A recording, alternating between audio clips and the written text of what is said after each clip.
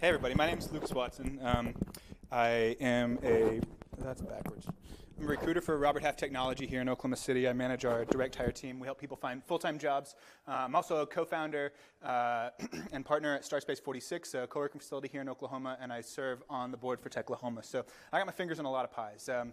Wanted to talk about, should you work with Recruiter? Why should you work with Recruiter? Does it make sense for you? And what should you do it or not, right? So I got some notes hanging on.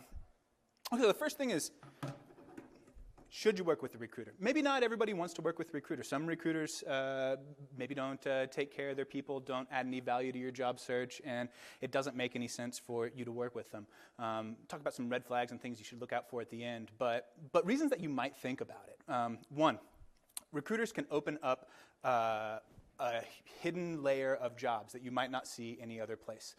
I've been doing this for 7 years. I have clients that call me that don't even post a job. They just say, Lucas, I need this thing. Can you find this person for me? And then I'll build a posting, I'll find it, and you're not going to get that job any other way. That's not the only reason.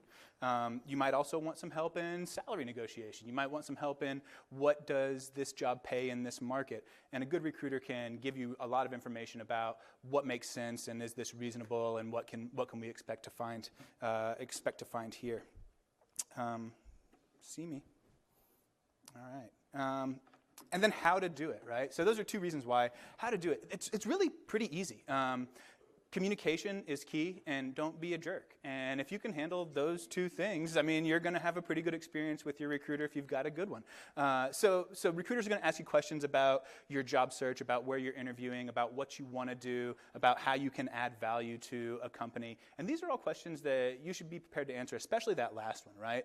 When I meet a new candidate, one of the first things that I ask them is what do you want to do? Where do you want to take your career? How do you want to go? And then I say, what are you good at? How can you add value to a client? What makes you different? So when I go to pitch you to somebody that's hiring, what can I tell them that sets you apart, that makes you really special? So being able to help them know how to place you, because most recruiters aren't super technical, right? They might be mildly technical, but they don't really understand what you do on a day in and day out basis. So if you can put together a really good return on investment type of statement for them, like, hey, I did this thing that solved X problem and saved Y dollars in Z amount of time, that's really going to help that recruiter find a place that makes a good fit for you. Wish this thing didn't freeze so much. So don't be a jerk. Make sure you communicate well. A good recruiter will also establish expectations with you right up front. So, hey, I might not be the best person for you. This person might be better. Or, hey, what you're asking for is unreasonable. Here's what I think. And if that doesn't align with what you're looking for, go find another recruiter, right? There are plenty of us out there. And a few things that you might look to avoid would be any recruiter that ever asks you for money. If you guys don't know how this works, companies pay me to find you. And if any recruiter ever asks you for money for anything, you should run screaming the other direction. Even if it's just for, some people will try to charge for like resume review or resume writing. Go find somebody that'll help you, somebody that wants to help you. They're going to collect a fee because they placed you somewhere. You should never pay them anything.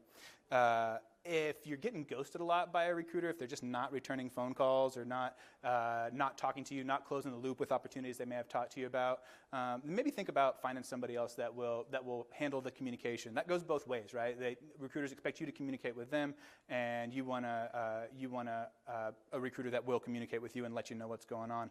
And then also anybody that feels weird, and I'm going to say trust your gut here, but if it seems like they're just trying to figure out, where you've worked in the past or where you're interviewing right now, or because they just want to mine you for information, there are people out there that do that. So just kind of trust your gut when it comes to things like that and how they feel. But at the end of the day, find a recruiter who has some sort of longevity in their position, because the longer they're around, the more opportunities they're going to have, the more connections they're going to have, the more they're going to be able to help you and add value to your job search.